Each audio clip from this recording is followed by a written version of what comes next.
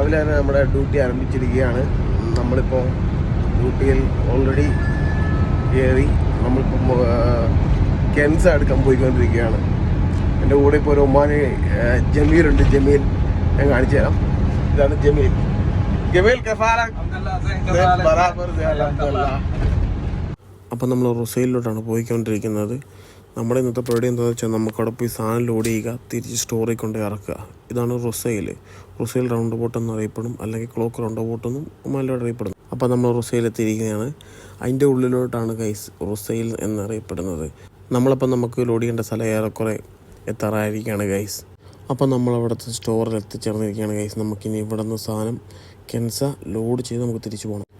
10 minute wait ചെയ്യണമെന്ന് പറഞ്ഞുകൊണ്ട് നമ്മൾ നമ്മുടെ വണ്ടി പാർക്ക് ചെയ്തു ഗൈസ് സൈഡിൽ.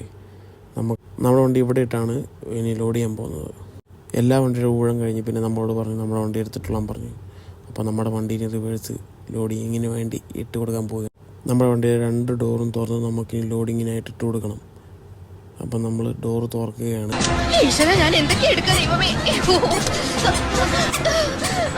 അപ്പോൾ ഇനി എന്താ പരിപാടി?